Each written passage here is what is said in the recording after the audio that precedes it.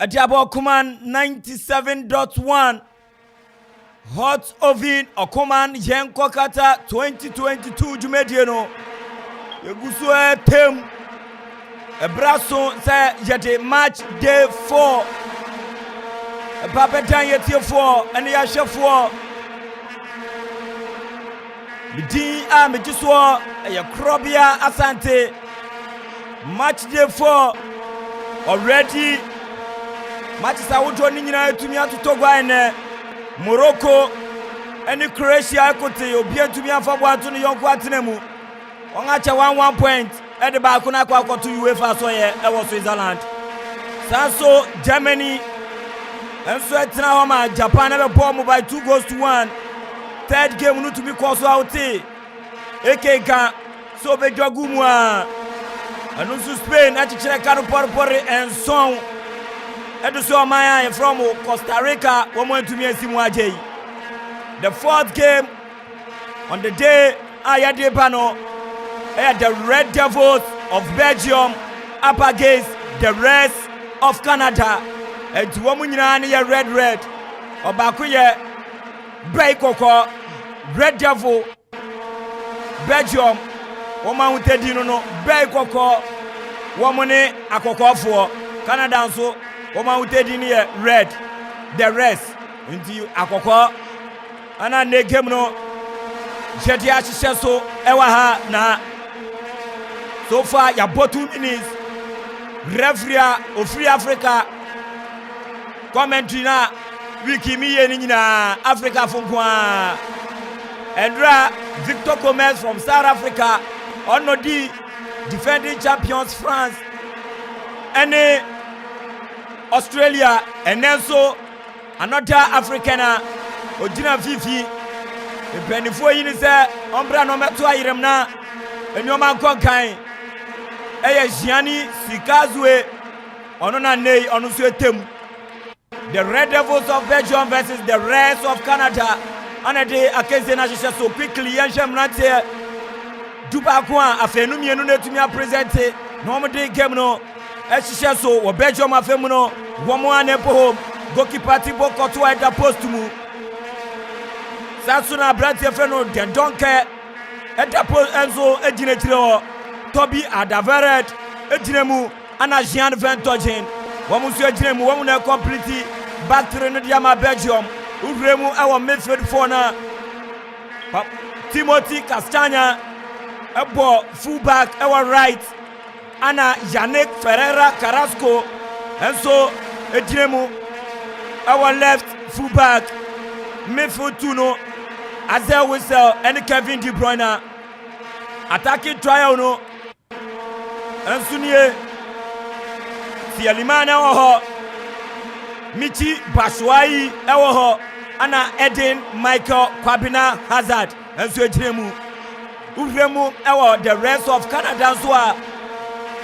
Victoria Ejina Bojan at the post to number 18 shirted Johnston Anna Miller Wamusio complete back three no full backs no Laye Yinya Laye Kisino a Laye Osiakai Etima Canada for the Ghana for wom and a face no Holiet Ejinemu Mayfield no Abratia Yefreno Atit Hutchinson Ejinemu Ana Estukweo Esujinemu Bachana David and Afonso David Jonathan David and Ebo 9 Afonso David number 11 Ana Buchnan Ebo 7 Wamune complete Mrantie Duba Konoso Adiama Canada game on game no 4 minutes of action played so far. Bonukita Timothy Castagna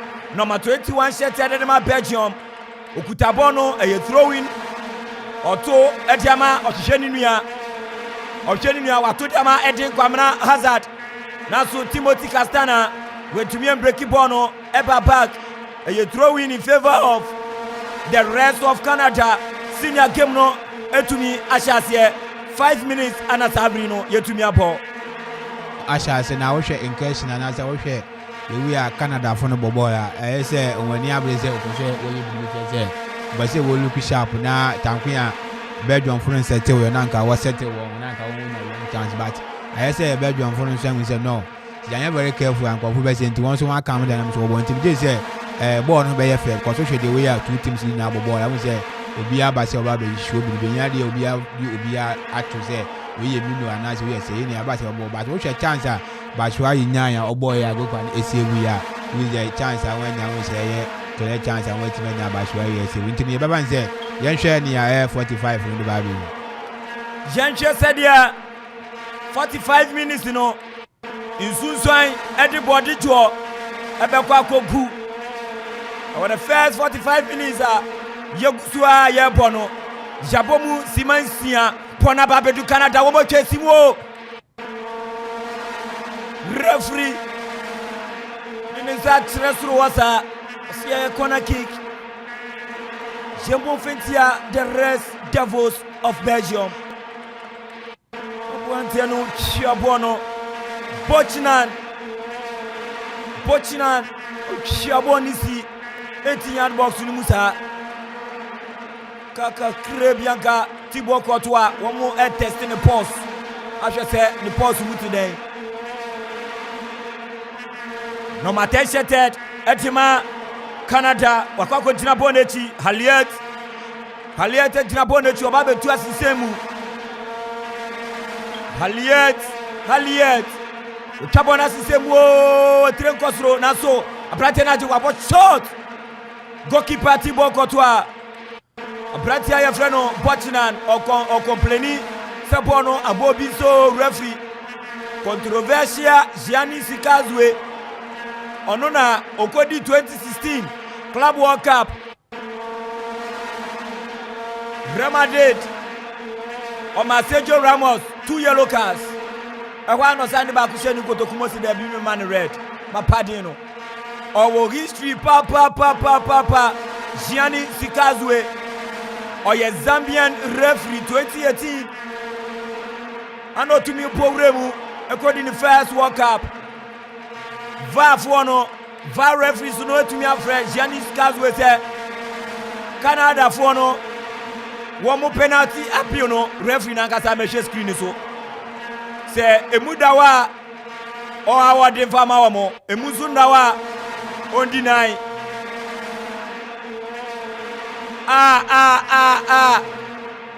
Mavani zenje ni kura ye controversial Gianni Sikazwe, it is up to you to make the final decision.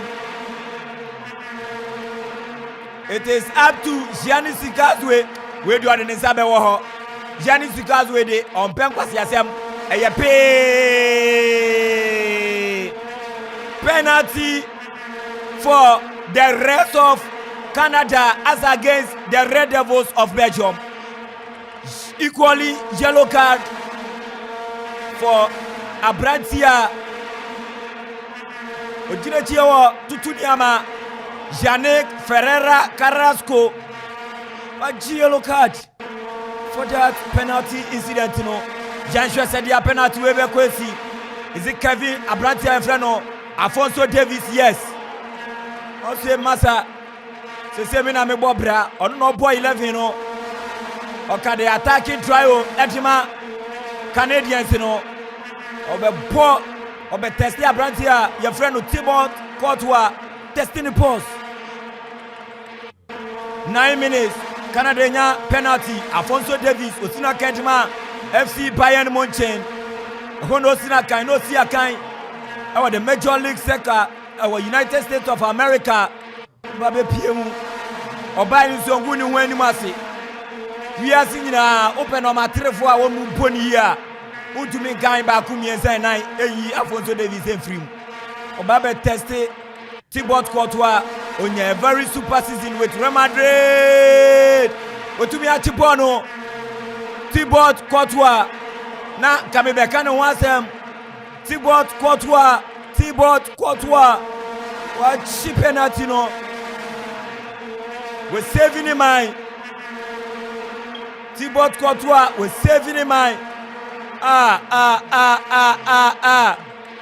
Afonso Davis say mentuni ye crowd senior penalty no asay Korea who say Kwatua to no dinner phone no why phone no and they were no when Afonso Davis who say Afonso Davis left into possibilities of the ball never turn right no high it was Kwatua no time pa and no move na ball one here but no clear to I Kwatua say who say Kwatua for now or form Real Madrid and ya do the go ntina yemi wan wa say what me say we say boy ama ne man we say Carrasco ne kuma beto ne yem because ono go cause say happen it say we bet me say Real Madrid ya kudos to Courtois wa ya there kudos to Thibaut Courtois we save ne man Afonso Davis na nei o ko say penalty no Afonso Davis on the 2nd of November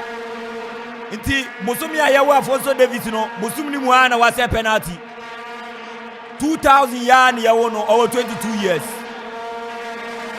Afonso Davis was 22 years free Vancouver White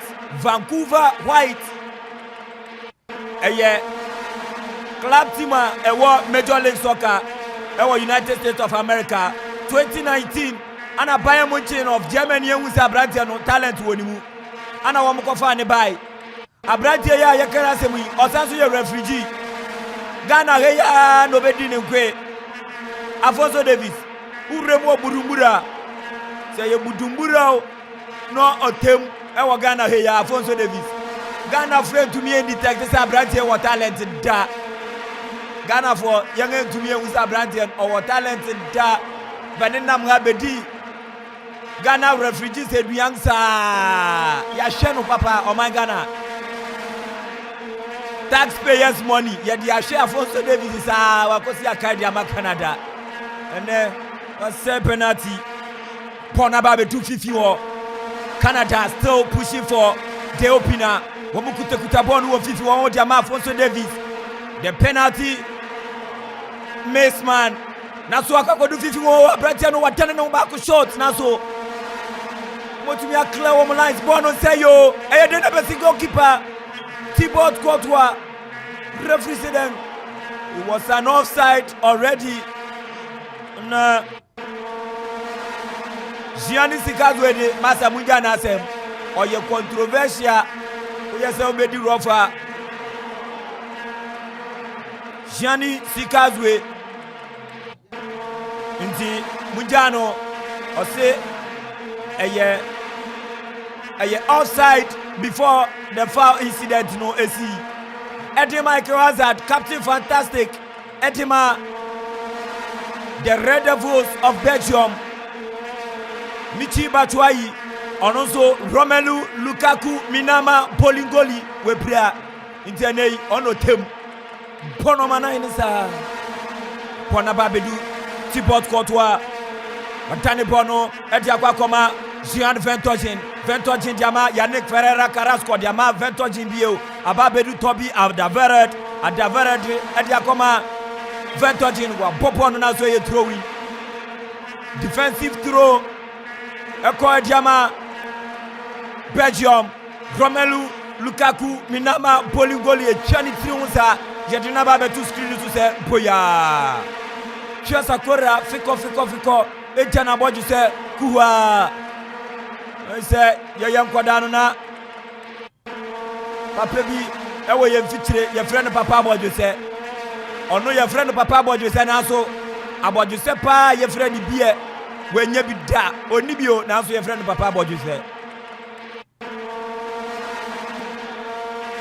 Akwaya to say, Bronubia, your friend Amekom, Baudua, say, Obewu Mekopa, Bia, Edding. Abodiem ewanzudua enkati kwa nso ye frɛ obodiem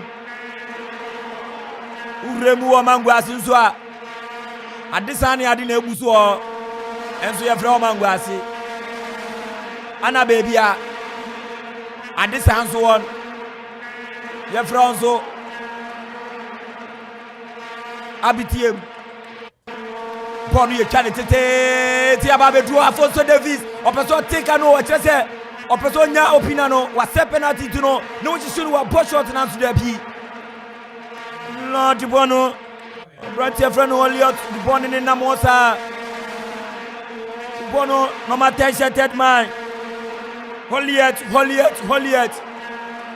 Okwasia Sebi Enjeten nti unhye de abrante dia grade ya na chese Tangers ni de noa no be hye ya bosima no edunsia go bia ntumi empire senior ohwe the way Belgium for bobo a woni fairness because ohwe better gan say kwanda won tempa ama ama Canadians no anya kwan e the ball no fa wo musa because ohwe Belgium defense na ho ye weak papa because ama Canada for anya kwan the push boy Canada for the boy na say ball do 18 mu and say do achiwa was feel so easy because o she better than we are when ntiama ball no America obi so betu America na wentimi ntiama and ka na ma Canada for anya chance wo ball because we possess ball no more as in Belgium Canadians no have more of the ball than that of the Red Devils of Belgium. Yannick Ferreira Carrasco what time it to sa Otiponama Eddie Michael Hazard ye channel towards Giannis Kazwe wa Baben or Semasa Yenja captain sir. Yenja captain sir Johnston coach Michael Hazard go. Share Belgium wamunya sa timu ya wamukurei wamutu nidi 2018 say the golden generation wamukopiemo of Russia 2018 FIFA World Cup na se wamu yi nkonya edu baby wamu sa koyi Brazil every war semi final ho baby ana wamu meki last one no eni momentum ya kwa kan fa ma wamu kobo third and fourth place wamu chia the Three Lions of England edi mucha wamu di pama wamu to so third enti upomanya wamu modern moso aso any recent times our World Cup asia Belgium account the last edition no wamu to so third 32 countries na kwa no wamu to so miensa wamu modern moso eni papa bona babetu if war Kevin De Bruyne oti academy Manchester City wa pass ball no na so it was a wrong decision. The idea Sanka Odibon Obama Yannick Carrasco no I don't think so.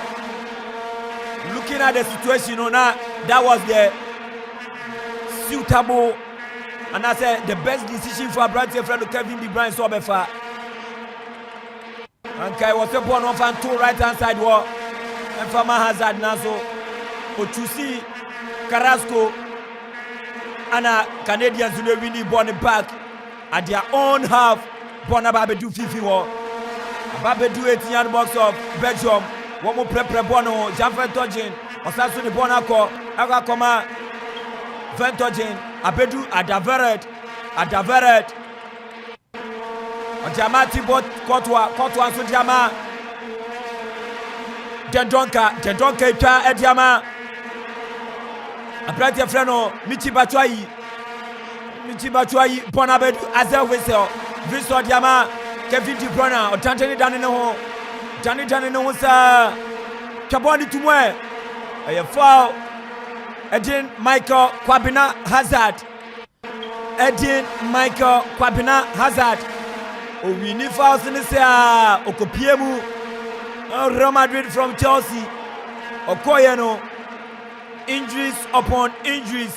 And to ensure that any rhythm said the Anayenim Hazard from Lille, the French League Championship, winning the best young player, the PMU Chelsea Premier League of the Year, Player of the Year, Chelsea Player of the Year, Playmaker of the Year in the English Premier League, GBA. Piemo Madrid in your man Tintam. A Camilla said, Afia injury to know Emaye so Don Carlo Ancelotti head coach Edimar Real Madrid Contraste ni sa.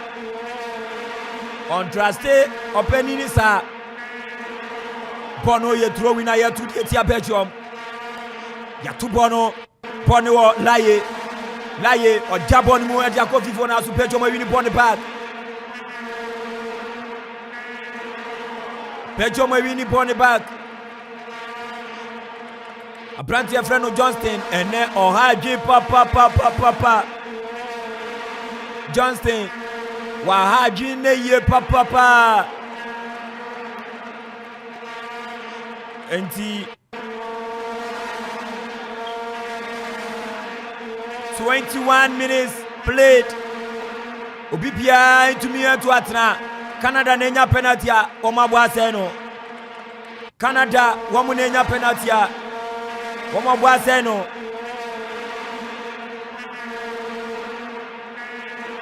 a free kick Yamon Fetia the rest of Canada Kevin De Bruyne or Sifiki Guemi too as I will say or Jama Ventogen the Akakoma Janek Ferreira Carrasco Osia Canadema Atletico de Madrid 2018 Abrana Belgium Eyi Konyano Ewa Russia no count Intibono Akwakodi Ventogen or Jama Carrasco ne Abrantia Freno Batchnan one more preso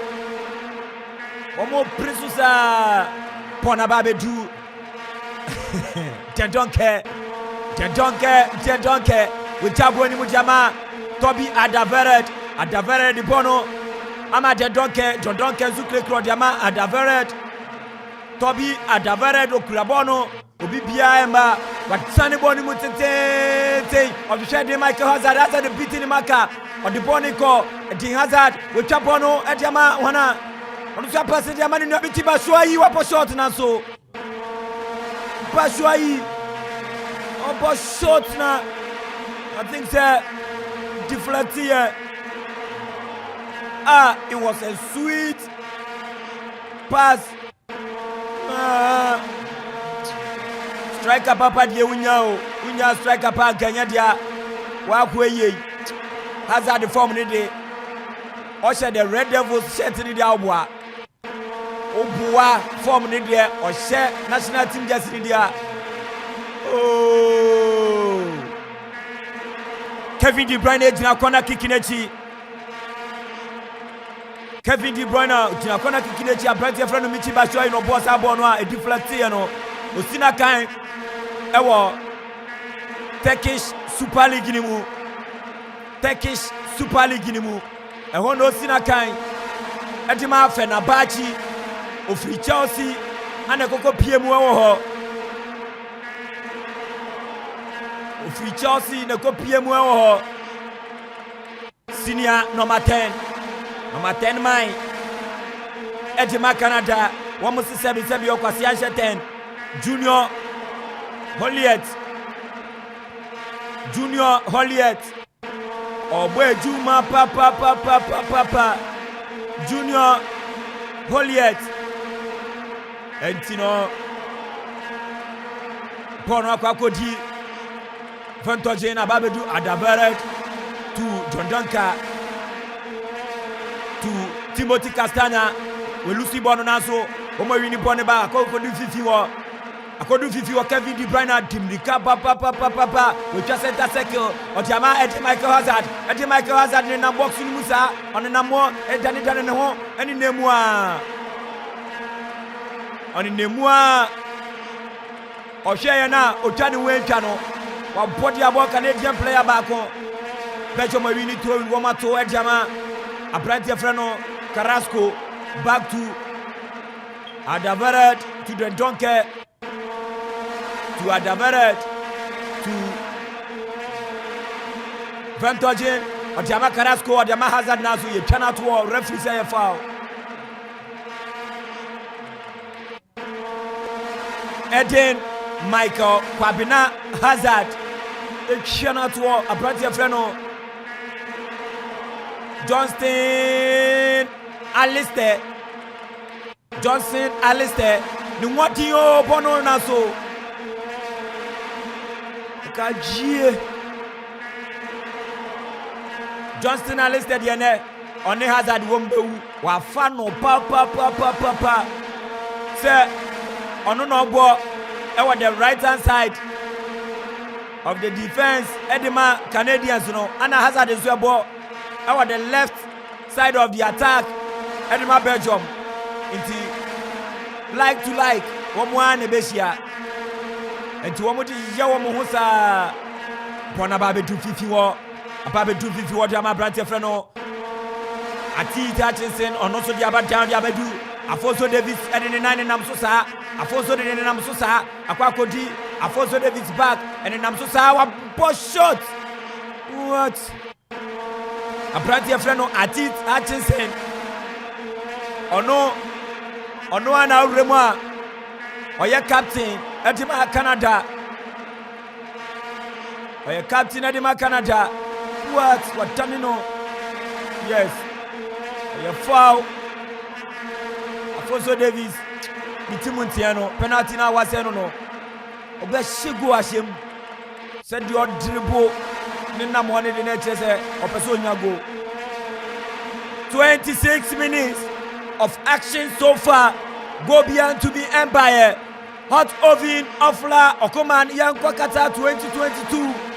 Hot oven Ofla Okoman Yankwa Qatar 2022. Anope me ba na bidware ya me ba na me ma me ka chem se kwame na den ene de wan muti ananam so endra hot oven sign no wan ko tobi ama ntimi nso anope de sa na te de enemy num ti dia ano so odi ama men suma wo fase no ma men suma no nko pe bi mreo ewo mama Felicia owo udu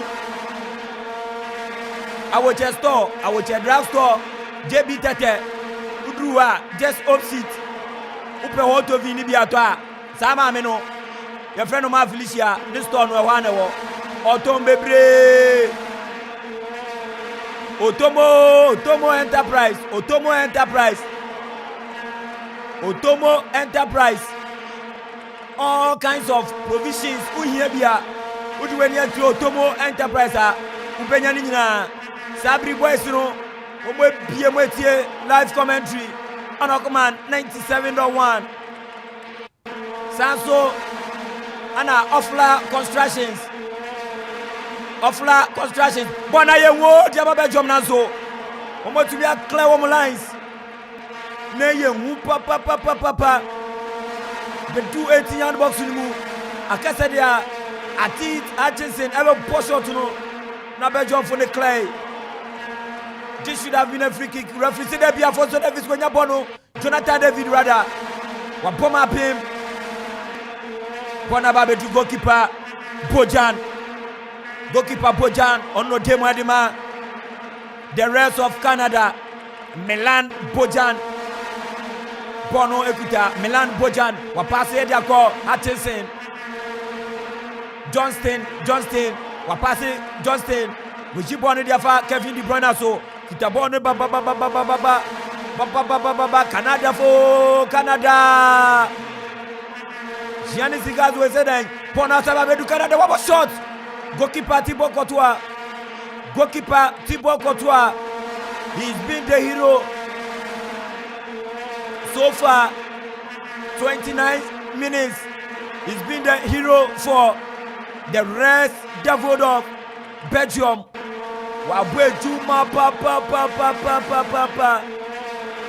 senior 30 minutes so far still no goal game no at today again send am kakrobia who say Belgium defense minim the way our experience na still say ball do I say one pupu bi I say one nya why ma Canadians ni do 18 our friend so comfortable say obobo ball no na me say I was coach ayebugu pa na say but what you mean one kasa because senior oma Canadians the ball no for one time no and sure ya na otimi ye good saves na sure na ba ko bi ya no na ko ye good na ko ye good na ko hard because Canada funya first goal ya me sure say obeha Belgium fun tell say Belgium fun very careful because echi one minimum ntia echi wa say unless Kevin De Bruyne mini coach na say come Kevin De Bruyne mo be echi kaka na ka we say kwani ni because I say we say mo ba Kevin De Bruyne ni na njama loopholes abeda defenders ni mama Canada for funny so easy to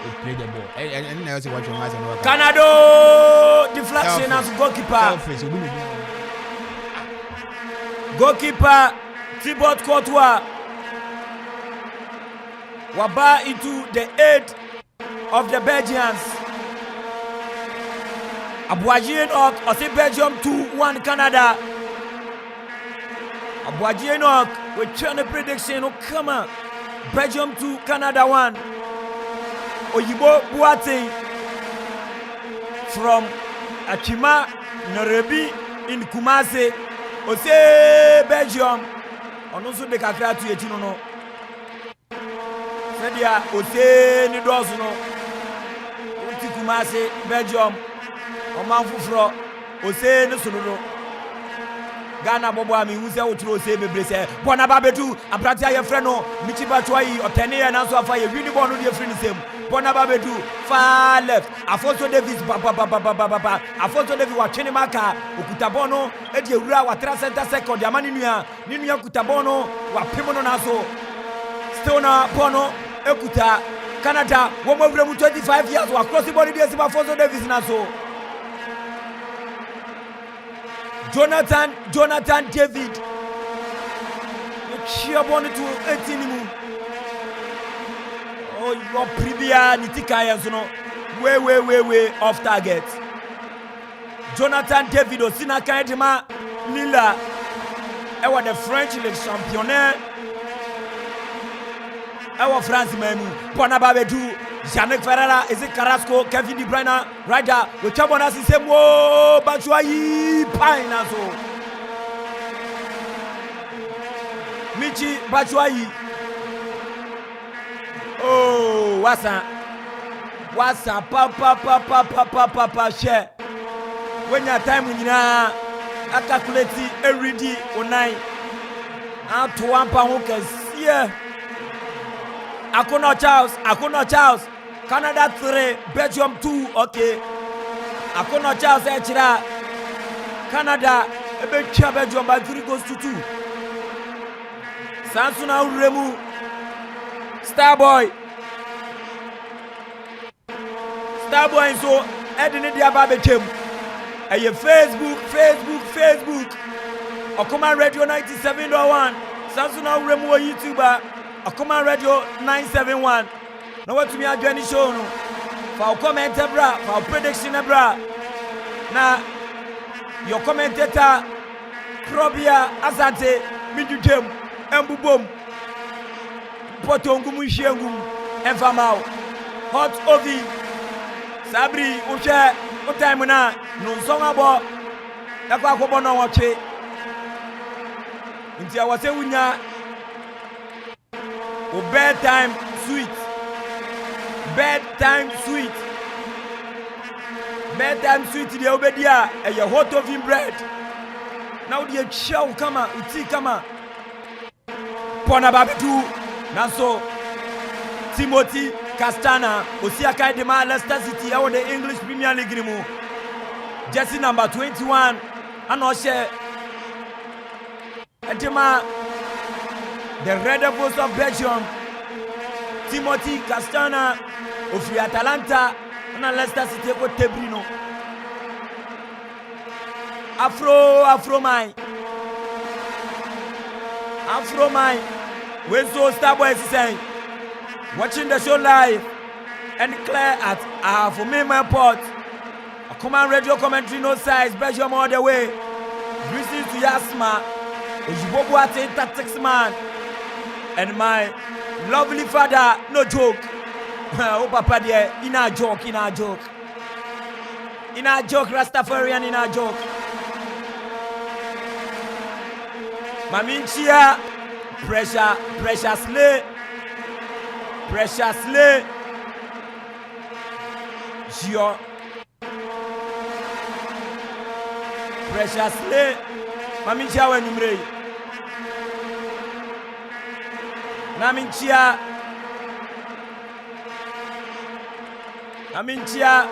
boys na wamutemu enso yes hot ovina ba nti enei uton adena ade no tono enhye dan kon kansa fa be dan okoma 97.1 yambon wude urumao enye ya no nko an ye de kan all the social media platforms yes ade wade tonde no ebeto nti obi a wantie okoma kra no oko Facebook, YouTube, Instagram, Twitter obekwa ko hu ade tonde no na amono so etumi aba beto ade wo ho eye bibi no hia wotumi afrew nti uba Facebook a we say their design no John McFadden, one of the finest fantastic graphic designers was asiso wa boejuma pa from 3D nana nombre so graphics bia chegu okuma bia John McFadden ekoyia eyonua ankoyie zo a eyonua but in the juma there so far 100% accolades ni nyina konkan K Asare Company Limited masa c'est penti bo aiden pa and you pese usu dan now ma dan no twa now pa bo a ye de ehye dan hu said ye be ya wo penti na hu be ye fa eye K Asare Company Limited masa opu ejuma penti bo aye den economic hardship ochina yen sikadwamfo Ken Oforiata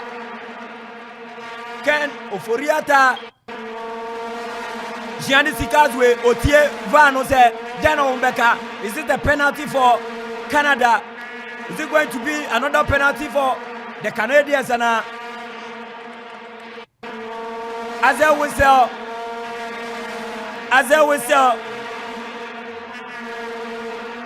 Whistle on your brother friend Olaye Gianni Sikazwe Shiake osi masa on the VAR referee no ose we dia contact no na ehye da nim sa Gianni Sikazwe gusua on the VAR referee no kasa inti possible penalty check no VAR for no gusu check Gianni Sikazwe onu no kodi FIFA World Club Cup Real Madrid game Omar Ramos 2 yellow cards instead of say be red o say debi wa ye ni ye kura na o de ba ko se ni bottom 2016 o de ba o say di o say debi na me fama obi o say be red dia me fama obi o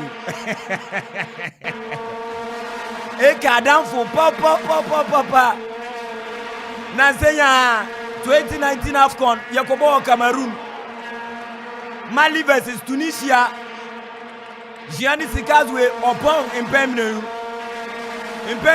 and upon 85th minute ana 89th minute eni tete upon impemienu wamu kwa yushemu kafu babonten kafu se na wenya heat stroke iti bibisa mi unse ushe Cameroon heat now they compare Qatar heater Gianni Sikazwe obi a wenya heat stroke de o san de ne ba bedi udi ni bedi match wo o manga heat so adokro wo mo se no komua kafu de ba bontin se openi no na wenya heat stroke eti Gianni Sikazwe de wa bobra papa the controversial man uko internet ne so FIFA so ye uko ho a wo mu describe it say African controversial referee the World Cup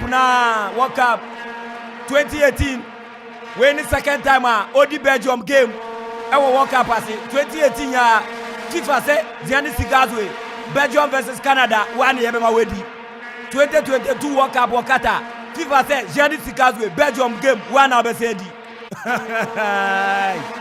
iti papa ne de oni Belgium fo oni Belgium fo ekona krana oni Belgium fo papa bona babedu Ventochen Shepona Sise Musa babedu Timothy Castagna ko fifi Jena Brantie betumiaye Tani bonu diama Timothy Castagna ko fifi wo ninemwa den donke azegwiso otiama Adaveret diama Dondonke diama Adaveret Toby Adaveret to Jean Ventochen Adaveret to Dondonke to Ventochen one more prepare one more trio diakwa Yannick Ferreira Carrasco or diama Jean Ventochen diama Toby Adaveret wakaka neni we chance same one share Timothy Castagna isu baby on the final Timothy kwa emfa ntiakwa kodu goalkeeper Melan Bojan with Chadiama Johnston diama Bojan Melan Ediama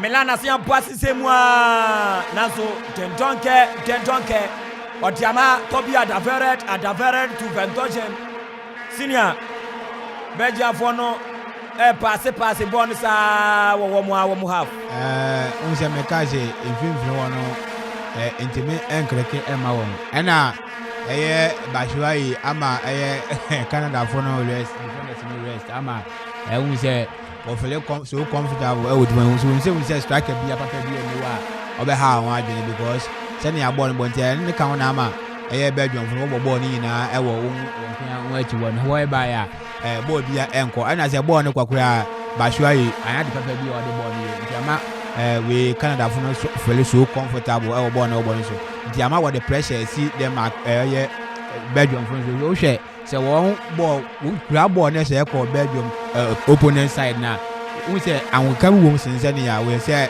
Hazard ne mo an carry me run mo an so an fa bibi an so wana so an carry team na si wana no won to Bashuai so bia anya de obenya goal Bashuai ni dia yemfa ye ni tunu so we chi papa udi we ni tunu so a obedi udok no kwa akoyesa akoda udi we ni ato o ma mi ade so say ya odia o say ya odia beje Bashuai go Michi Bashuai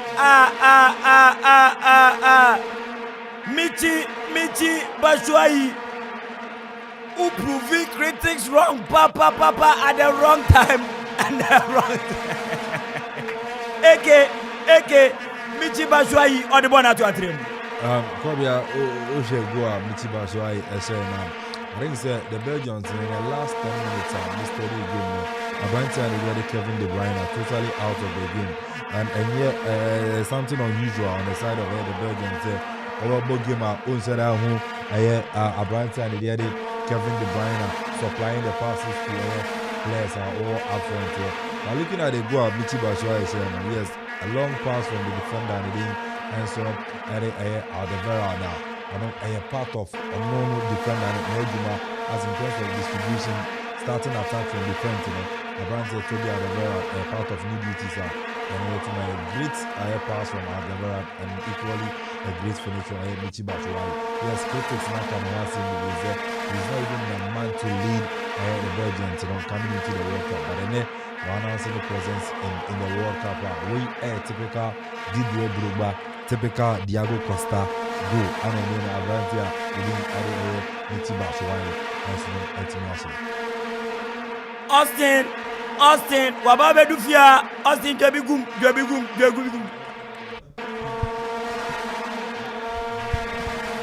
boys you say 40 and catch it Here boy Baswai she go ya Baswai she strikers go send AK come. And just strike beyond a bit to she go.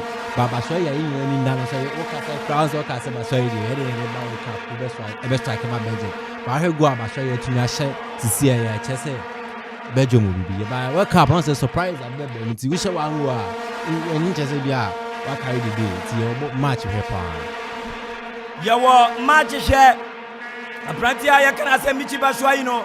Me ba goalkeeper Milan Bojan wachibono anka Belgium meka koshe second goal Johnston okuta bono our right hand side wa ababe 250 etiama apranti freno Afonso Davis was set penalty etiama Jonathan Davis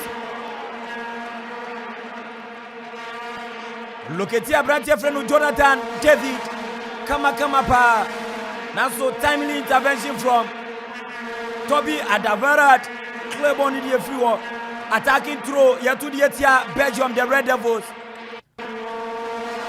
Ponababedu Stephen a pass the Yako 51 Yakoma Hutchinson the Aquakoma Johnston Diama Hutchinson Otiama Johnston Otipono Aquakoma Apranti ya freno we chabala system na so what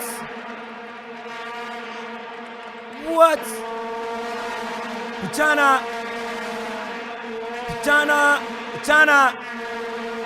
was a nice delivery Anka oh no Anka Pichana wenumna Robert Lewandowski numupe ye pa le shame inti Apranti ya freno Michi Baswai wey in the 49th game Obodiama Belgium was 27 goals senior 27 goals in 49 appearances which now say or you prolific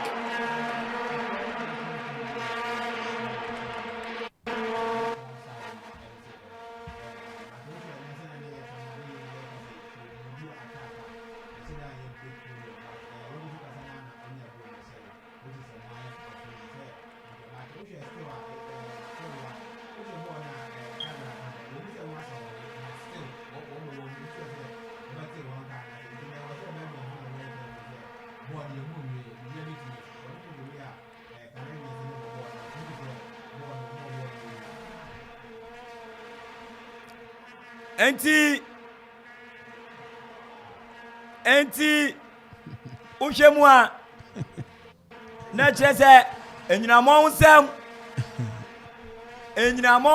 papa na yadua so enyinamo nsem pa game no ya corner ibabe body tia the Red Devils of Belgium. The rest of Canada, Womanya, corner kick. Wamu body etia the Red Devils. Inti, we chaboni di asise mutete inti obitiaka. Abrante na bo short. What? Boni kwa yankebe tumia yehu. Bona sa kwa kodu etire osa. Afonso Davis. Masa, eba left no namwo, eba right no namwo, no chichisa. Penalty na waseno no. Ne wojira no. Or say me my during the qualifications Abrante needs stepping in. Onona no yawo top scorer Afonso Davis.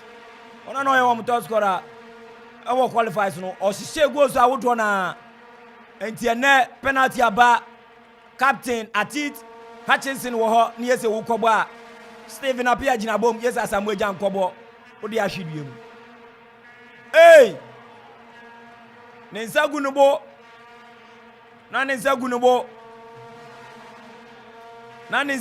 nti Baswai na yeka na asemon sama yimu a June anoko PM of Fenerbahce from Chelsea after so returning from loan ewo Turkish league ni mu from Besiktas 7 matches was 5 goals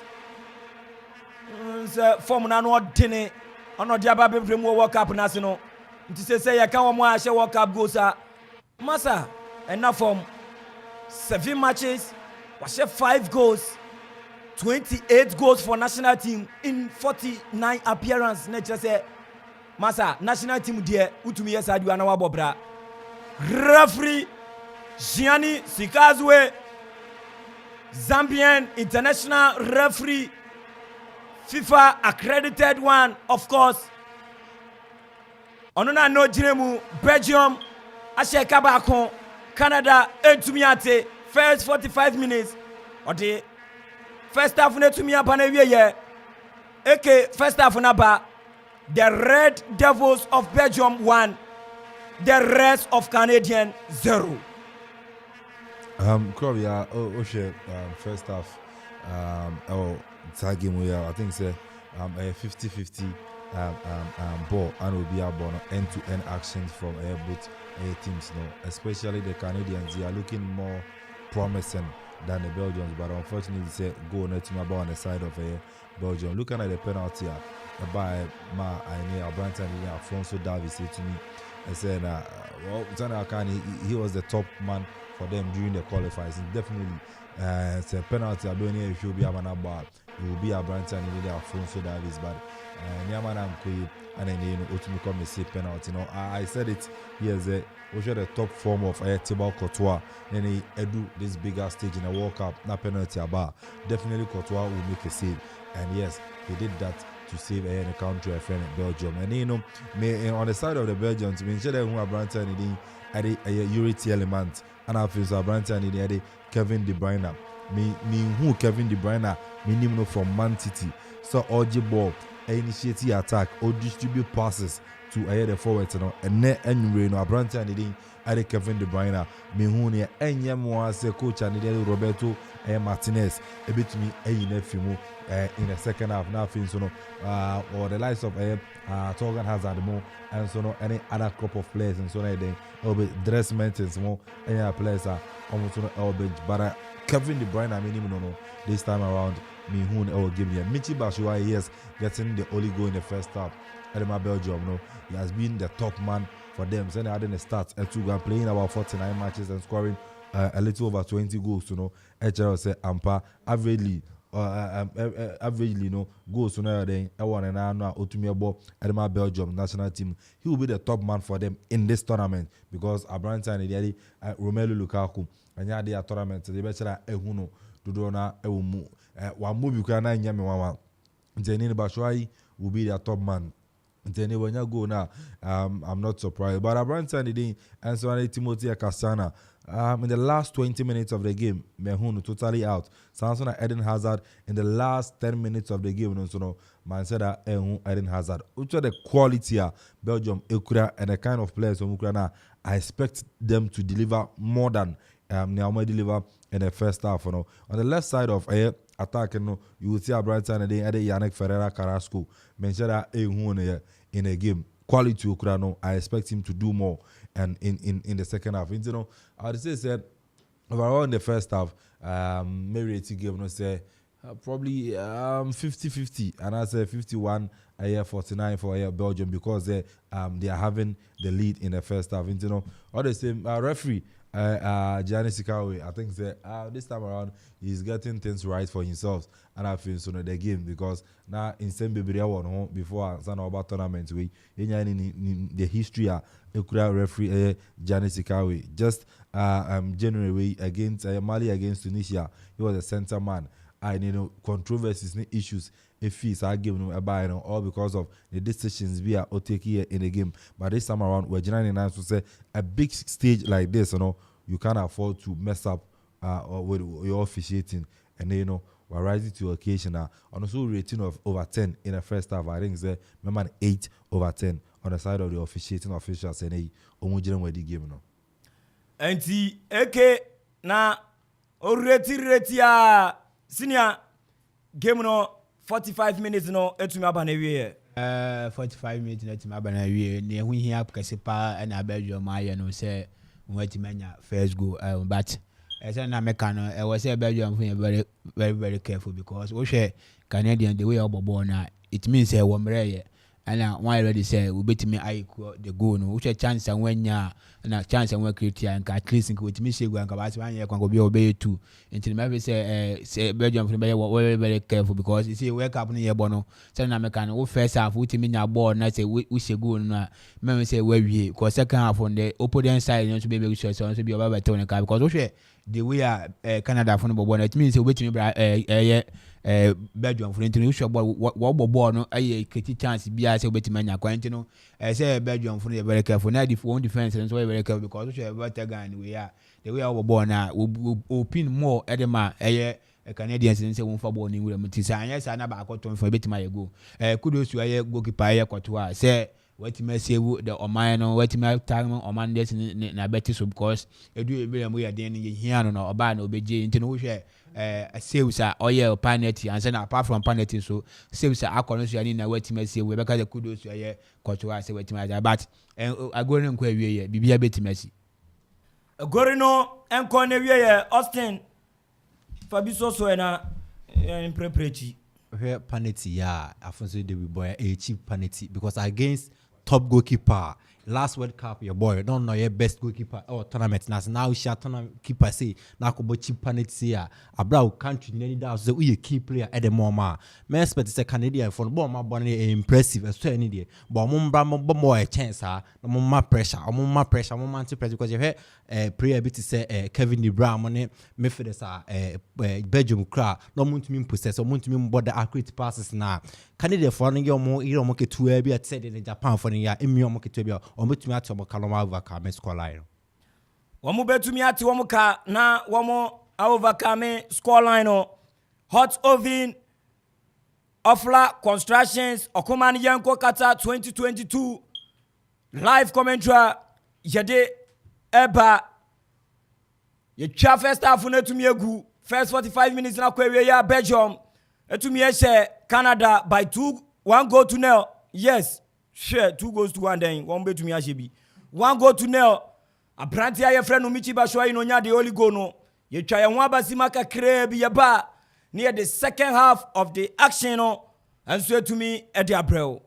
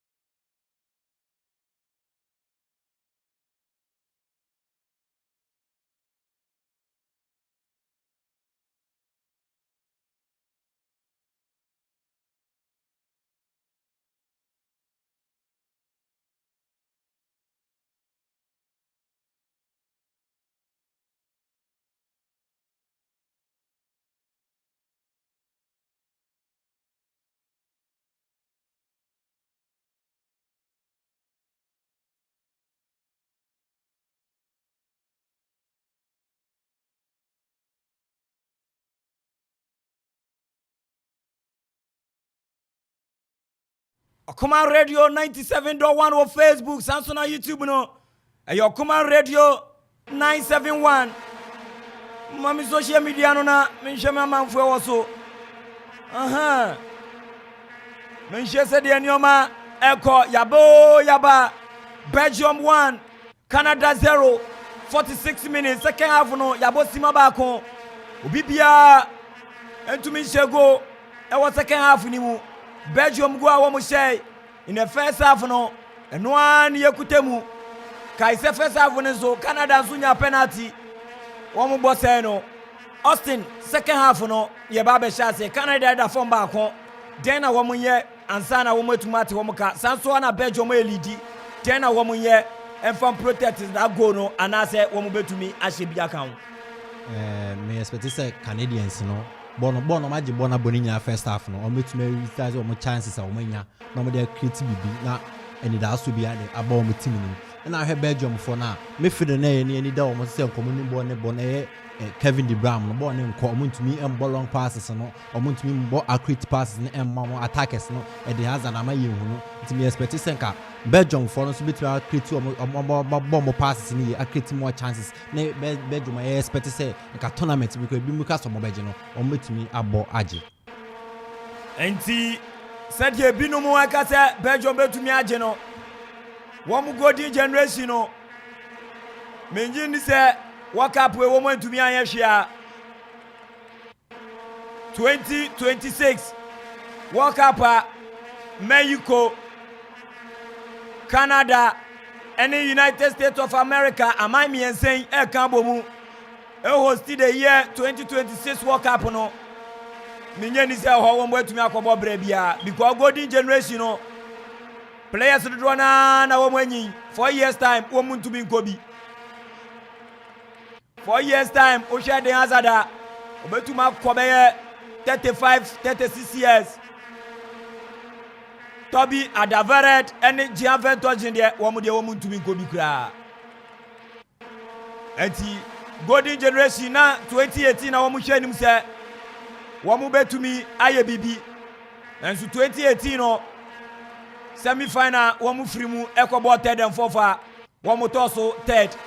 Womane the three Lions of England and the ball third and fourth no womu share England by 2-0 and our womu defa silver no ekoi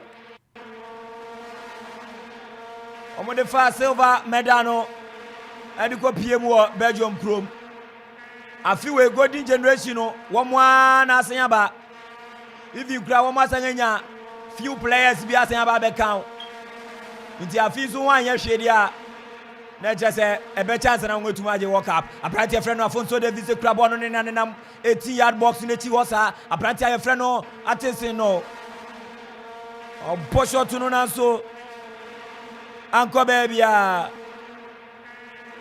wa posho tunu na so anko bebia number 7 shirted Steven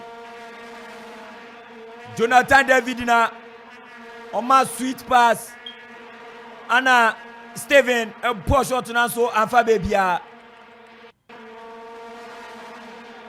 enti 50 minutes na yabo so far aprantia your friend no Bennett Kumsin yes Bennett Kumsin was the best commentator of the season on the more fire to tour. Osanso de laughing emoji Bennett ube serious papa yeda wase uduwa no wepia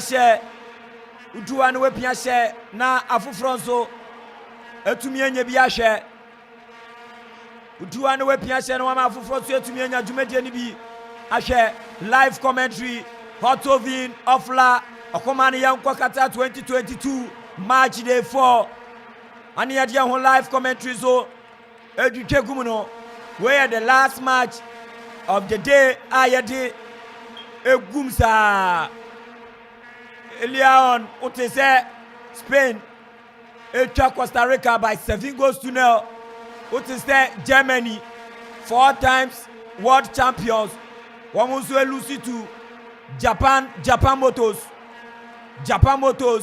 by 2-1. Another African contingent and then one more game. The Atlas Lions of Eneno Morocco. One Croatia and a boy. And also Ecosu 0-0. So far, Belgium and Canada and a boy. Belgium leading by 1-0. Second half. Ana Yegusua Yadia Honkomo Ebano. Second half near Dia Honkomo Ebano ko Facebook or Koma 97.1. They are open so can be a fakotuo. Na yasu yanjibre yakikai yemau. Shout out. A man for Zontonka. A day Michael has the crap on anymore. Wa pass it Yama Kevin De Bruyne, wa pass it bono. A Dakakoma Black Mine with Chabono.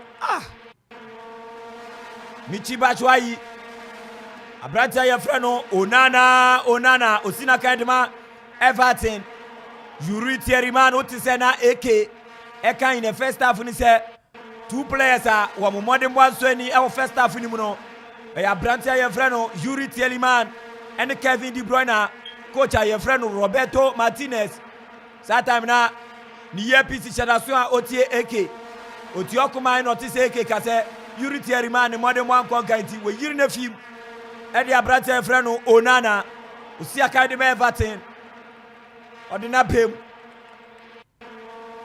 Usi Academy Everton Odina Bem Thomas Munier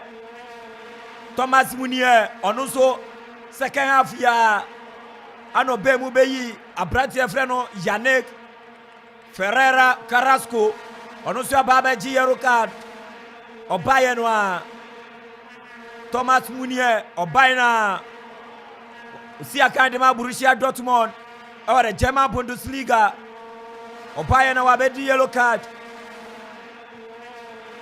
Onana Oye weka only ki papa Oche free kicker Canadian Sinanyana Bebia Bonne Dano Otra center circle ne kakra Ukwa Kongremu 18-yard box of Belgium for a Hona Neno, free kick in the branch and betu asisemu wine identity can. When to the year crowd. Or see men to the year crowd. Or pop on not watching baby crowd. Wama on the coach. Coach way. Oh yeah, English. Make us all English and yes all rough of England.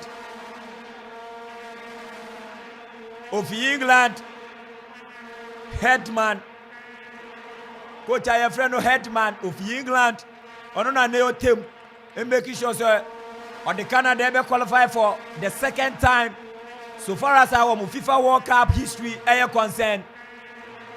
First time Canada Eko PMU our World Cup as you know 1986 Mexico and a hosty that year's World Cup.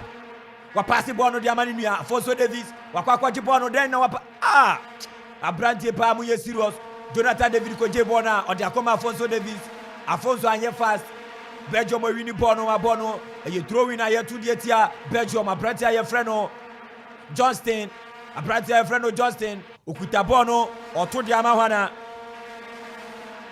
Justin to bono dia ma hwana wa to bono Abrante aye freno Noma 11 third man with Chabon Afro Mine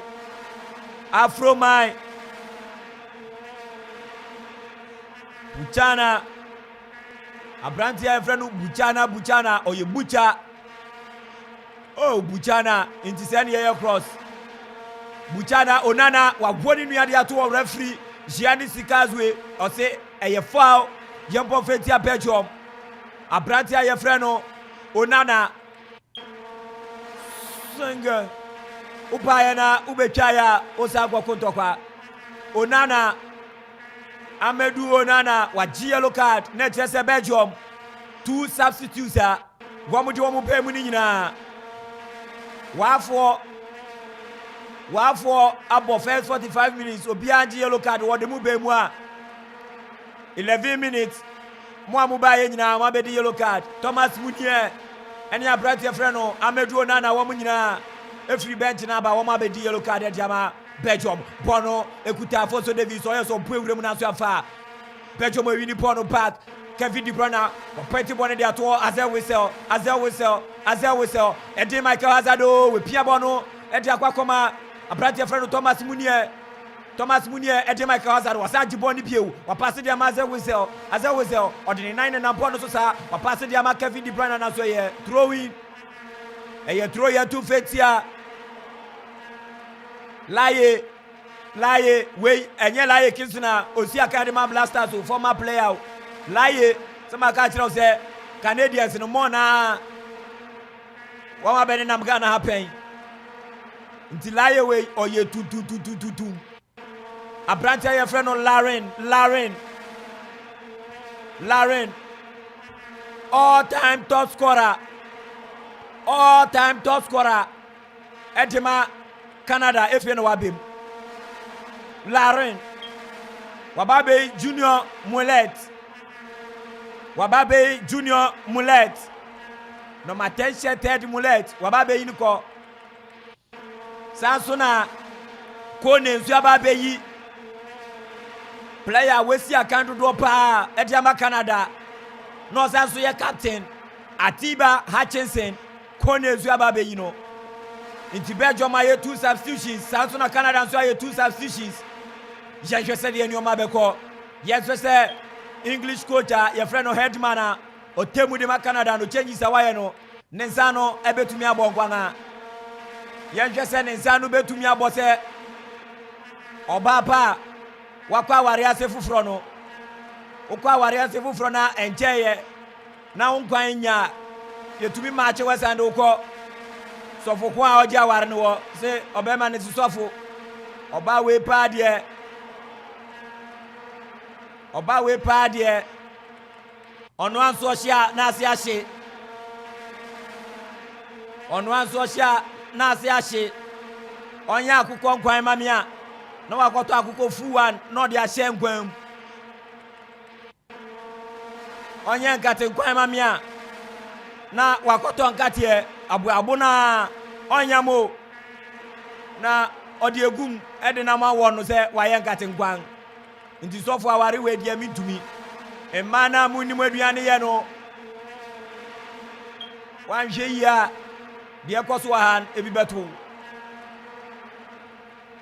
60th minute akeni teteka kra 59 minutes approaching the 60th minute of the game Austin bibi ebetumi esi ewo game imu ana the Canada for ye they say bibi betumi esi because in the first 50 minutes ya start second half o ma je ball na ball o ma critique possession no o ma pace o ball ni nyoma na ye ni nyina bibi o ball ni ma enne ye hwe nyina ye Canada for na ye fouls a o manya nyina koma Canada for nti mi say Belgium for mi say o ma to mo ball say minim say change that coach ni ye because why two changes no nyina ba ma be yellow card and no kwat performance na so ma o mo aggressive ball na enim say ka Belgium bo no ba he ball Canada for ne ba ma impressive ododo mu nhegu de ba ball Canada for ba a che say bibi tumi asi boa Canada before bono won ma kire clear say bibi betumi asi won manya free kick da be bia yehu abrante na page de asi mo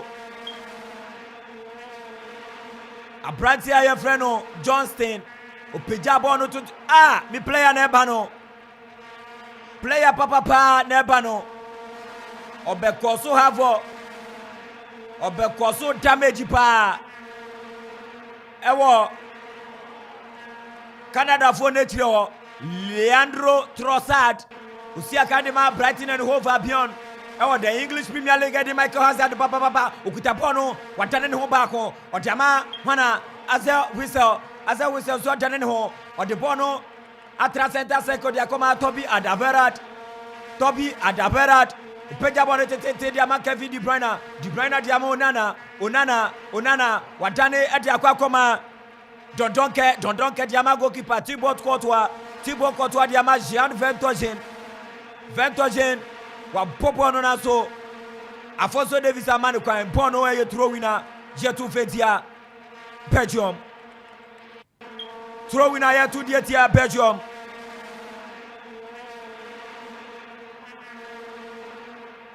Ebrasu say Ede Michael Hazard yebe you know Michael onye kane Eden Hazard inti Leandro Trossard ababeyi captain Eden Michael Hazard Austin.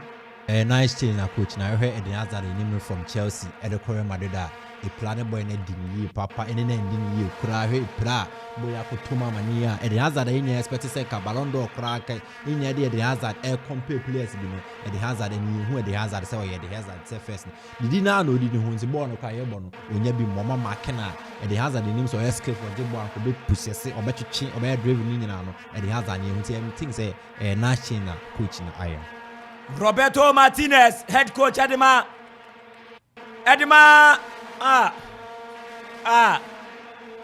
Sabrantie Buchaman Abrantie ye freno Tajon Buchaman Tajon Buchana wa popo no kra wa poni bo hu asisen baby kra enti Leandro Trossard nso ababeyi Ede Michael Kwabena Hazard captain for the Belgian national team wababe you know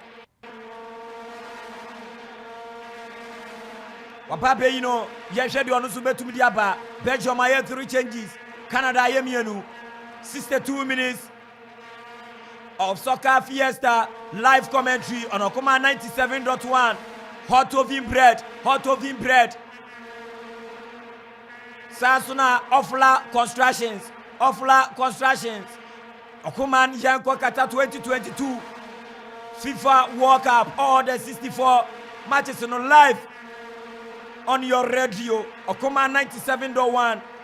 Jadini nyina ba. Unam Ghana enofo epuye atoye nini ntrodo nini ntrada so a. Okuma radio pe ana obehu se anopa nondu ewia donko enwumre no nan eko odesu meye nonson. You're running commentary all day long, all day night, morning, afternoon, evening. You jiomogum, ya nyawa mwa, wamo say, ya the commentary 64 matches, but wabebo beye 4 matches na why commentary ba ko pe Enye no bi, jia ni nyina gum wa hadi amao, ama nso ehu feelings no said ya ko Qatar. When said ya nyoma Eso ekwe wakata ago prama yesiso akan eye kona kikimi kombra Belgium aboko da kikiresi naso eye foul ball Gianni Sikazo a referee no nonsense man wa Jeffrey Kika Diama Brantia Jeffreno Tajo Buchanan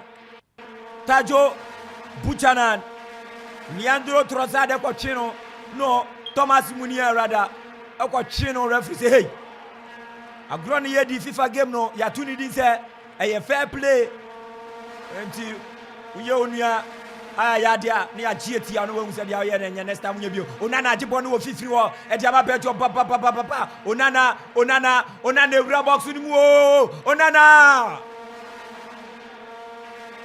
onana wa kire so a defensive midfielder adwuna ura 18-yard box ma e wo say we display na di Susan so pa ebre utim no olake so olake kra no wo bia na ye inadequate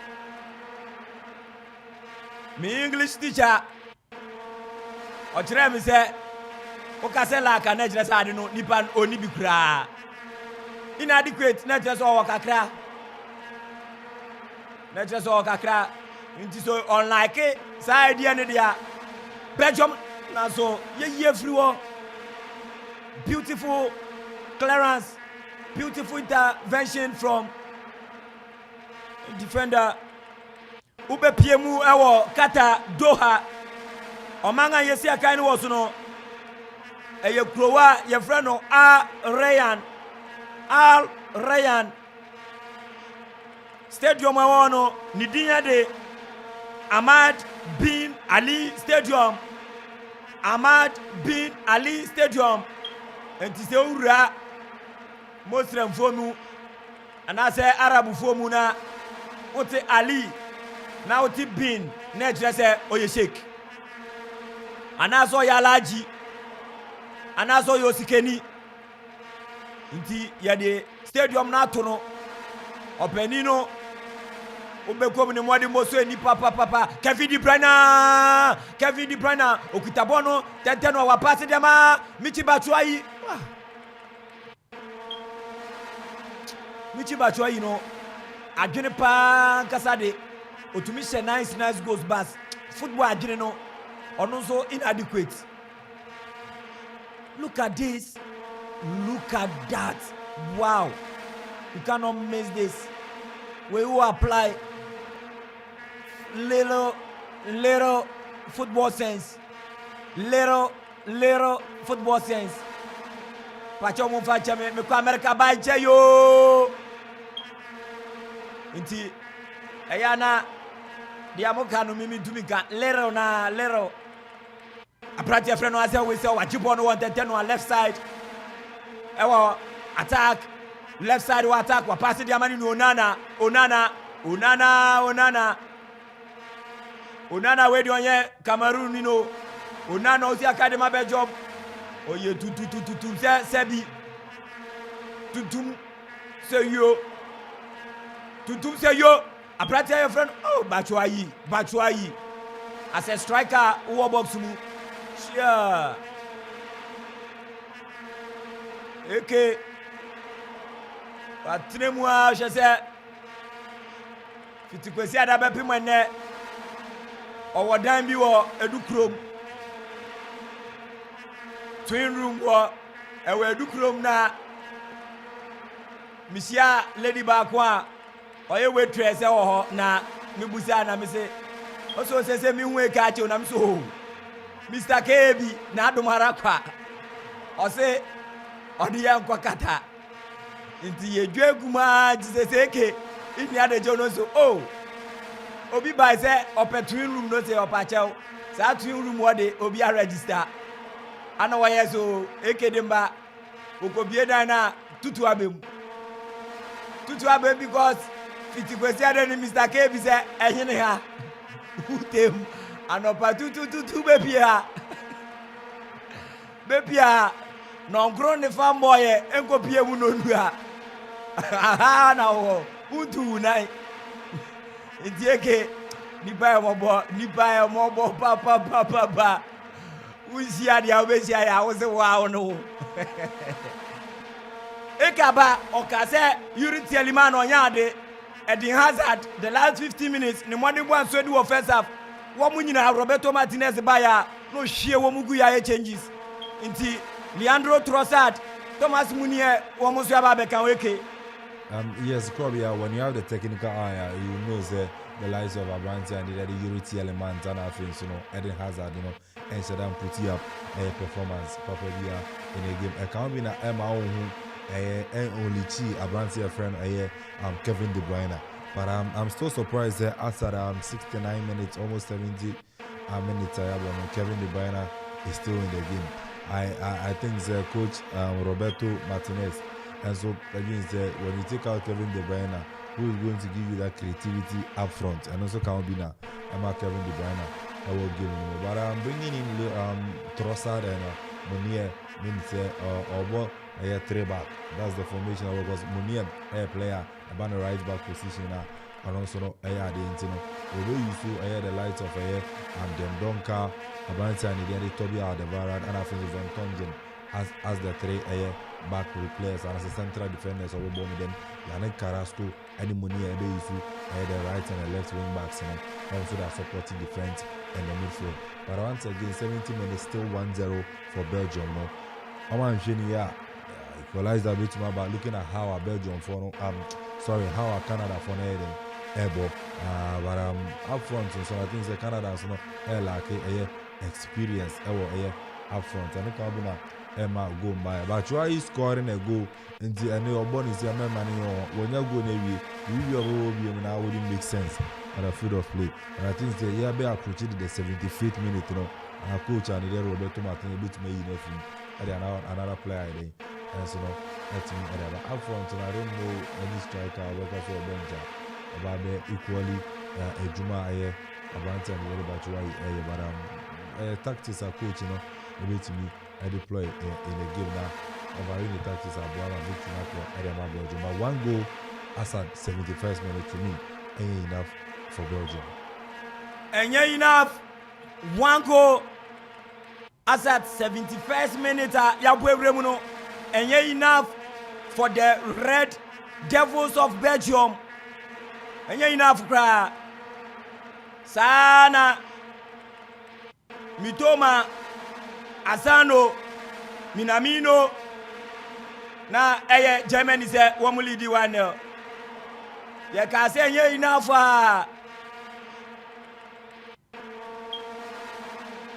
ya ka say nye enough ye hu say wama betete a Germany. Tournament we me matuni di say no man's land tournament. It is MTN FA Cup ewa Ghana obia yobia MTN FA Cup obia yobia 3rd division obia yobia 2nd division obia yobia Premier division obia yobia we no Qatar tournament no enye we je World Cup 4 enye wako tournament no 20 times ana enye wako bebre anase FIFA ranking what's a Ghana to 61A ebi say ye hwe bebia Japan da odi ya hwe Germany hwe bebia na Saudi Arabia da odi ya bo Argentina abisa let's say of Argentina led by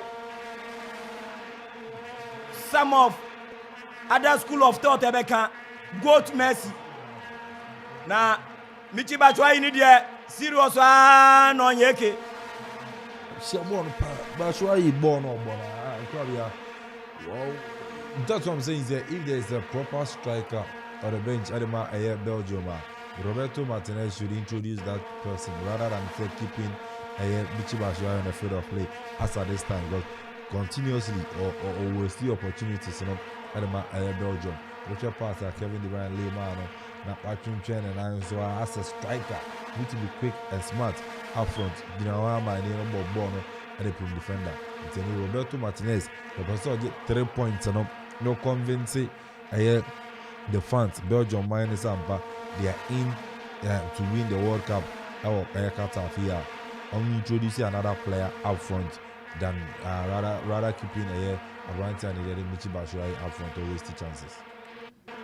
Rather than say Michi Batshuayi gusuom Abrante friend Richie Laye amekachira say nenim se Ghana ni no Richie Laye esan so ndo obo Canada de yente Ghana ni coach bia wa ba bonten aka so to nsa friend no but Abrante friend Kodi Gakpo osi akade man Netherlands ni de ehwa na siki akono aba o se 2019 mi to nsa friend o to nsa friend hwan una ba chobi national team omo nti Ghana de je ya nti udi no ba ku bia sen abem Laye Kingston afim no Canada fly yo ofiri mu no na ya wasen aba no oyiso obeka so vegetarian se wo mu se Gakpo no ofi voter wezu ni di no se netie Adekugbe Sam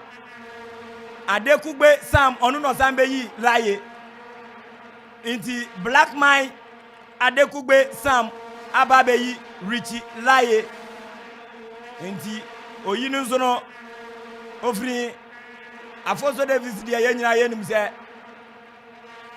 wabene nam Ghana ha wonga kan dia yenim wom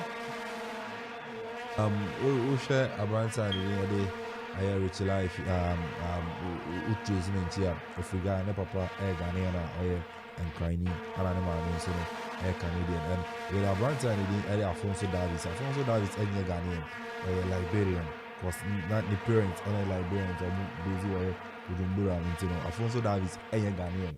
He was born in Ghana but not Ghanaian. The parents if Liberia at the age of 5 years and a movie here at the Coping of Canada or also airborne area of Canada. Okay, Abrante of Sam and so parent in T if you're Nigeria and you also need to know Coping or Canada. Once Canada minor I am man from Afra you can say a door so honor until I can't be now where this crop of players are in TFC Africa, the likes of Afonso Davis and his town near here. Most of Canadians, you know, black Diana, where they are now, if you are Africa, you know, I can't be Tari and as a player, they will both Canada, they are Canadian, and I Canadian. Eke Onozono Ojemusa she masa bia ne owo betumi abo player bidi eke be kire wo be ko player ne ba yo mu akoni na mu a obehu se ehwa na ofiri eke shekei ode nsam na wa keka no pass players no kwa hwehwe wo mu achi obehu se de oka no edem Churodo, ya bobe 76 minutes, approaching 77 minutes. Still, the Red Devils of Belgium 1, the rest of Canada 0. Austin, game no, Egusua Ekoswaka Krebi, na chirese, ye bepon 13 minutes, na ye de 90 minutes no, epanewie ye. If you buy Canada for ne buy inexperienced ne ha Canada for ne papa, mo de boy ni do anymore, omo pre wo ma say. China is almost by 4x4 CB. So the bond doing more our prepare Belgium defenders. Nothing say ages in air bomb because we use experience in a day bomb born. Into your enemy, but it's a Canadian from the Tom Wassy, send your magic born a bonnie in an from Assasia Bannery or Tom Was no more use or more chance or more kitty. And see, I don't know the house is where Jagum now Ube PMwa Osman Jabin watching you live from Libya. And also every Libya AK Masa AK oye super papa AK ye 3 substitutions Ediama Roberto Martinez and no pepe Mr. Roberto Martinez the year position as one LOT Okuman 97.1 Michi Bachuai ya tamne frim ye tebri nu crowd na kwa to baby class yo open a film nti so open akodia na ye de opanda na eba opana Bachuai ye frim na ye de opanda Louis onu so ye de na bosi na ked malen oni Ghana ni abratia je freno Salis Abdul Samad and Asia kan wolle e wo the French League championnat ni mu e wo France opanda waba opanda ba sansuna be afraid yes SM ekuyapim SM fan base womo CEO be afraid emanyina be afraid ekese jiwutu be afraid ekese jiwutu emape wasem papa nti be afraid isu tem onu so to ya mpia fem sa osi mumu adwuma menuanom mumu adwuma ti amoye na moyen sanso na papa fresh onu so say o hwe dwumadie no live bono goalkeeper Thibaut Courtois obi be say Thibaut Quentums it was super flicking into the 80-yard box of Belgium and a very good header from Steven, but Ako Nana Thibaut Quentus Ako Nana also papa or Tono Hoko Nensani Fasuno Kraboni se P-team and Teneno Abrantia Freno Buchanan we frimu Osorio ne mela omabem Canada omoye change si papa Canada ye womo 5 changes ni nyina wie we so the extra time winim na watumi aye change fufuro extra time winim na watumi aye change fufuro enti Canada se player bia epria 50 time we aka 10 minutes ni aka se na ba na wie ye Afonso Davis so agi yellow card wa ko se penalty asanso kra agi yellow card wa se penalty osanso ball my uniform sa Afonso David Osina Kajema FC Bayern Munchen or a German Bundesliga in Germany our Munich Kromo Munich our not team and 5 changes in Canada for to Steven Estukao with Frimu Ama Osorio wabem Saswana Toja Buchanan Onusio make way for Liam Miller akwedi yede Liam Miller you know Liam ano sande Miller inti Liam Miller Ponu ye free kick abrante ne twa sise motete ohwehwe Thomas Munian so afa abrante frɛ no Johnston the ball ne bema Alfonso David otene sa we wie abrante ye frɛ no o ade afa wo nyina ntema se wo se wo biti wo nyina na so wo ma pembo na ba still ball no seria eguso akuta eneno team ye frɛ no Canada wo ma wurewure mo na so Kevin De Bruyne asanso akabono opeso nya kwai kone si yama unko ama bratie Mr. White Mine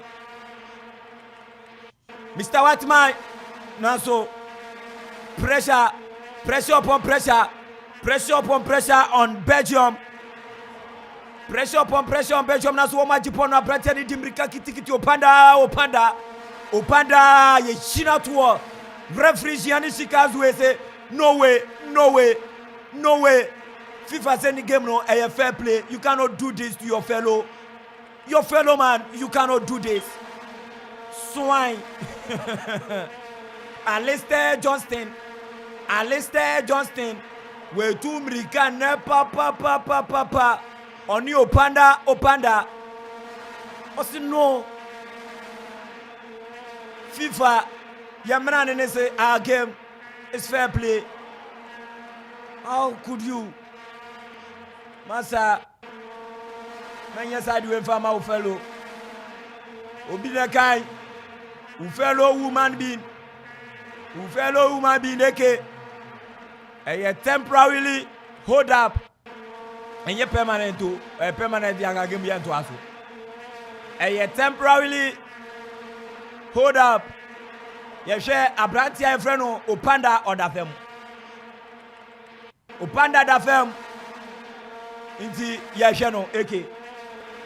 Yes, the Croatia challenger now Branty Alistair Eriko Upanda so well a very bad challenge at the moment but my understand so a quack was when you miss the ball you don't have to miss the man and only I wanted the motivational message I shouldn't be too much I'm sorry but I'm saying it's 84 minutes still Belgium 1 Canada 0 Belgium must score a second goal. And yes, I dare be on time because Canada put out the pressure on them and they look promising to score or get the equalizer. Then one year is I'm so very hard, but Kevin De Bruyne said I'm and then I'm far man. Coach Roberto Martinez and the still all keeping on the field of a play because he had creativity and a danger man up front because in a way he has at a film where the likes of Carrasco any idea day, but sure you know you need an experienced player up front. And also know able to make Canadians impossible and more. That's why I still keep Kevin De Bruyne. But I'm also seeing that we can run Alfonso Davies for Canada. As the positions in your park, with exception of that post, from defense to midfield and to attack, right, left, center. The BR runs and you have also that but that should tell you the kind of players are and as the kind of player or not say utility player, versatile player.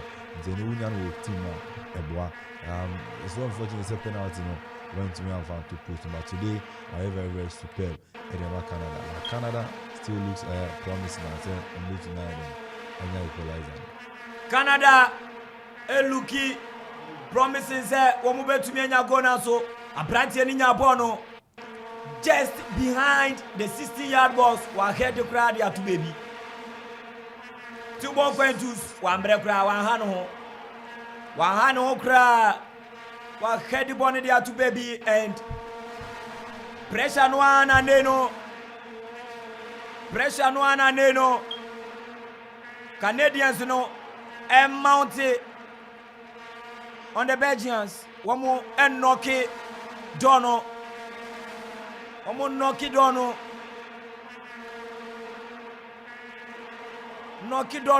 say one bet to me enya bibie fimbat Roberto Martinez ne dressing no kejua ne dressing no kejua o 86 minutes na yanga bo Austin yabo 86 minutes. I'm not surprised where Canada for now but match say need go no munya ba born the omaji born na bo I hear afoso do wisa ba but I think say position or park in studio say na can one bobe bia wa chese am a great player o man opportunity now obetumi abobon akonenim but penalty na wase na asama nyema bi kakra beta ba na de born wa boni nti time na share anko 3 minutes na born here born say 7 minutes 8 minutes na toto nti Canada from that's what chance nti ni young point there Canada from betumi IBB Jean-Paul Yanedie Canada for the betumi IBB Starman Edema Canada Abrante Ayefreno Alfonso Davis ono pe masa uye player pa na umo national team padia o bre pa muko na muko bisa Abrante Ayefreno Kela Navas u ba Europe nyina all time best goalkeepers utumi kan enya Abrante Ayefreno Kela Navas ifrim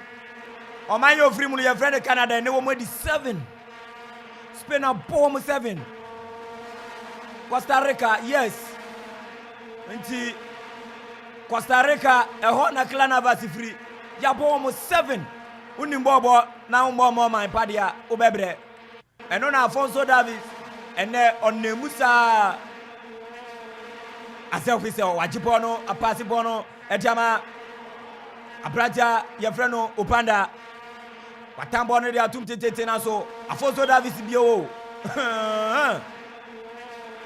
Alfonso Davis kitapono na mufifiri wakwaji ofifiri wasa diaba right side of the Canadian attack diaba right side onukwa no nemu a wapase dia kofa left akwa mani nua so twesim na so Captain Fantastic Toby Adaveret pimbo no die free wo Toby Adaveret wa pimbo no die free wo wa pimbo no die free wo and we shemu a and now share Jonathan David Abrante Ayefreno Alfonso David enyomanfa fa mawo mo kra Is it another corner for the Canadians? And yes, it's a corner kicker. Your prophet here, the Red Devils of Belgium. A corner kicker, Brighton to assist him. Wind up him now. So, way off target. Wa boni bonu. Abrante. Wa boni bonu. Amobrebia. Wa boni bonu. Belgium supporters nina sorry Romelu Lukaku Minama Bolingoli Nitin Susiwo Bolingoli Niti Boli Anosiwo ana Belgium for the support musemsa corner kick yambon fentia Canada number 5 mine Victoria we know and your bow Obama anything to do no see number and you fake and you Victoria Steven Victoria or Pimbono dia to corner and your corner kicker your bofetia Canada Abrante Ayefreno Kevin De Bruyne player fantastic Usina Kadima Manchester City defending champions of the English Premier League in England. I want to dinim kwe wa pass bono ejama ninia De Bruyne de Remona so goalkeeper bowe enya de be Milan Bojan goalkeeper Milan Bojan watu bono teten Abrante obeshe la yafen yeah that's right amanfo ni mborbo ten sa Pony Gusukita Canada, one dear Remu, Bayer 45 years, and a woman 35 years, woman Remu, Jess, Conan and Ope baby. What was his why the head? goalkeeper Thibaut Courtois Lauren ono no ye all-time top scorer edema Canada Lauren abrantia ye friend Lauren ono no ye all-time top scorer 55 matches 25 goals obi wo 25 goals or ye all-time top scorer edema ne man enti abrantia friend Lauren no ogusu ebu ejuma se enioma betumi akonkan a osi akan ya de ma Krabruga one Kama Sowa Ghana Black Stars players no Kama Sowa any Dennis Odoy Professor Mai and esi akan wo one team wo Belgium Krabruga ehona Lauren esi akan season way 9 matches per ana one man start share na wo Kama Sowa wa obenye biabo masa to boase Barcelona wa koda yuso bi Krabruga ko fa no loan ono so ginem nti ama Lauren enwa kire no Ghana ye football nation Spain is football nation nti se Canada ni one Ghana player ni Spain player bra we a show da bre o be bre papa 9 matches per ana wetumi about this season wa show one goal AK ya clock 90 minutes 5 minutes of additional time ya the 2 minutes out so jabo mu mienza yes we're free to 5 minutes now so but still I can see the Canada scoring because they are Canada I don't know why they are midfielders and they are defenders you know almost best on very easy a quick pass and they are forwards because forwards now they make good runs up front but Nyanse as a midfielder as a defender about 2 passes back and then when looking at the goal at Belgium I say you know it was a straight pass from Toby Alderweireld or a central defender to a center forward there Michi Batshuayi the only ball you just check the runs of your forwards you know not to pass now but I think they are only delay in giving out the pass to the forwards you know I can't be like I want to meet any goal in the game here but we have like barely a minute to play. Oh, so good to mama from Canada. I don't think it's a Belgium. The way I'm going to best of another game. Se go bien to me abadia. Ushe mwaja diaya na ye. Diaya na yo. Thomas Munier. Ye shina to baby. Go keep we manager de ma Canada or English. Of England headman Obo ejuma wa asenia Gareth Southgate your born na situ ana no akofa ejuma no nti o hwe so de Canada baby bi na watro a statement ato ediama English FA ni say maza Southgate wakọ World Cup ba ko dada wato so 4 wakọ Euros wa runner up yaman opportunity bebre yes aso de na ba be wuremu Qatar amfa de a onko na memra nti ono so de ni abre e de Canada pese ye bibi bonu gusua ekuta Canada wo matra wo ma fame center circle referee seren player ba ko da form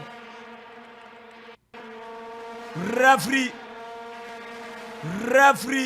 Gianni Sikazwe CAF and FIFA licensed referee accredited ya jinatum to say Ghana Food and Drugs Board ya jiweduane ana wedro tuma obia tuminumbi Gianni Sikazwe the controversial man as he's been described in the game wapona bende 90 minutes ni nyina banewie ye 90 minutes ni nyina banewie ye the Royal Football Federation, that is the Belgian national football team, no, Japan Samrane, Efraomo, the Red Devils 1, the rest of Canada 0. Game no to me up here. Okay, 90 minutes na so Belgium one first game one to me 3 points. I think they just said their results in Banani and surprises, but Belgium, it to me a standing tall, it to me a Komua, and our first 3 points. Yes, it was a very difficult game, Edema, Belgium. To me, Belgium doesn't look convincing in this tournament, and I don't see them doing anything better tournament. We're looking at how they are playing, even their forwards. A certain Kevin De Bruyne totally out of the game, man. A certain Eden Hazard. I mean, yes, some people might say is that match playing time. Real Madrid, and I can't be own to me, yes, and it's a fact. Match playing time, I know enough. And my players will be deliver in a tournament. It's when they are hard. Just answer a certain Michiba Shwai, apart from say Oshano, yes. When you say the most important thing is Obeshe as a striker, but contribution up front.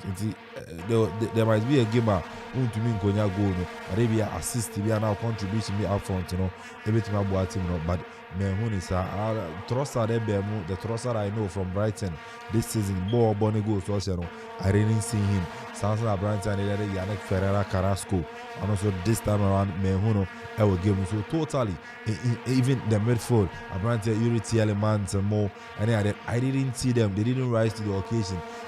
They didn't convince me today. Belgium, the golden generation of Mania, this time around, players of Musa Nkurano, today, Oman convince him is when it comes to the World Cup, they can do something this year in Qatar compared to Shebo Spain, Airbo, any other. I don't see Belgium say a fee on to me IBB whenever they meet a tougher opposition. Canada, yes, any football nation are in him, but this time around they are learning the football. They are having one or two players that are there in Europe. And when you meet Canada, now China one who struggle to I think it's Emma Unkoso our tournament. But all the same, only to me winning 1-0. The most important thing is the victory number. We have 3 points. Canada for the more so say no mama a good match to watch because we shall compare other matches in Boa teams where they just walk over the other countries. But this time around Canada, it's mama a good game. And then anyway, Alfonso Davies, Mabon Abaso, Jonathan David, and so on. Mabon Abaso, other players, Elma Canada, I think they did well for their country. They played their hearts out and so on game, but they were so unfortunate. It's a penalty by in the early stage of the game. I want to say Alfonso Davies into me and Banche, but all the same, they were born about so their game in the group, I think say they are in the same group. They are the light of the from saying. Belgium are the same group with the likes of Cameroon in the same group. I think Croatia, Morocco, rather. There's another African side almost on a team about draw. So the group is open. Belgium pen out 3 points, Morocco with 1 point, Denmark with and Croatia with 1 point. And I think so normal Canada with the point. We are open. We are able to qualify our group in then we show better like next time. And also kudos to Belgium for winning the opening game. Kudos to Belgium and Neno. One more to me and survive shocks SEC our tournament here. Austin 90 minutes na bani Belgium. One more to me squeezy points at the court. Yeah, I'll give the credit to Thibaut Courtois. I just say in last World Cup near Borneo. He was a great goalkeeper or carried the tournament as the best goalkeeper. Watch here, service and Wayama Belgium national team is now. And now Belgium, and moment to carry the day. We hear Alfonso Davies, a great player and Bob Born. Watch say born a bit me up born, so man opportunity now, man a chance now. But Panity nearby there, Panity there, your boss and I'll give them next time. In a Belgium before, so no here defenders now. Or money in there, but match, my Canadian from my born now, but I'm about to say blockings, like Tomo or more crime or deliver more chances. I think say Bobo Belgium for so Abasuka class or making a blocky chances in every way.